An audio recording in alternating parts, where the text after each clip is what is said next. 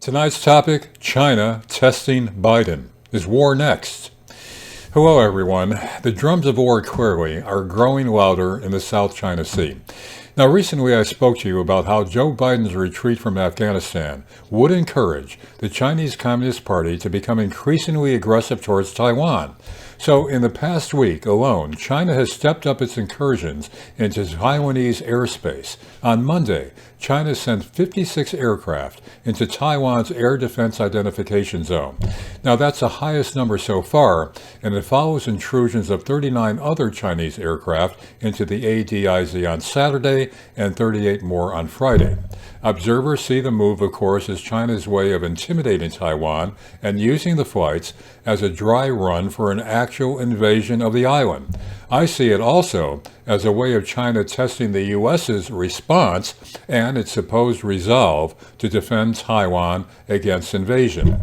China's state-run Global Times newspaper has been telling Taiwan directly that the U.S. retreat from Afghanistan demonstrates clearly to Taiwan that it cannot depend on the Americans to come to its rescue when China makes good on its promise to, quote, reunite the independent island nation with the mainland.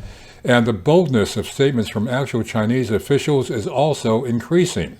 For instance, Chinese Defense Minister recently said that by 2025, China will be ready to mount a full-scale invasion. That's within 3 years.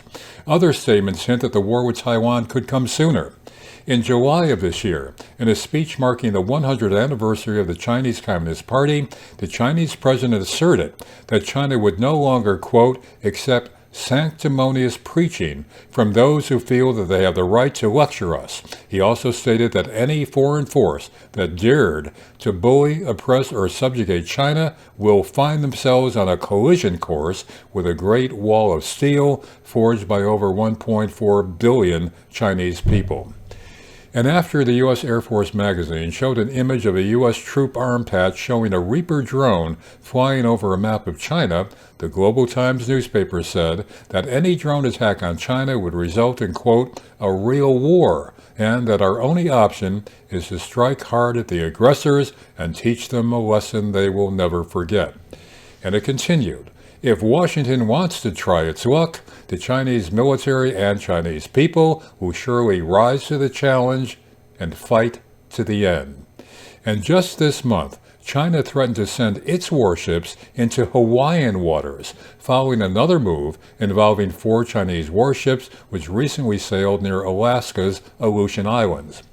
The moves by Beijing, of course, are in response to the recent increased U.S. naval presence in the South China Sea, as well as a new U.S.-led deal to provide Australia with nuclear subs to counter the Chinese threat in that region. All this is part of the Biden administration's promised pivot to Asia after extracting itself from Afghanistan. But the question now is, obviously, whether that pivot will actually turn into another retreat, considering how Americans withdrew from the Afghan war.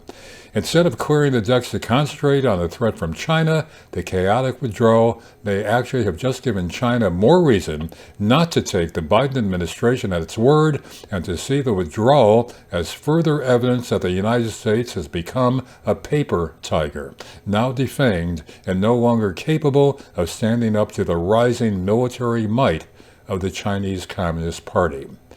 That timetable to invade Taiwan within the next 3 years might just have grown a lot shorter.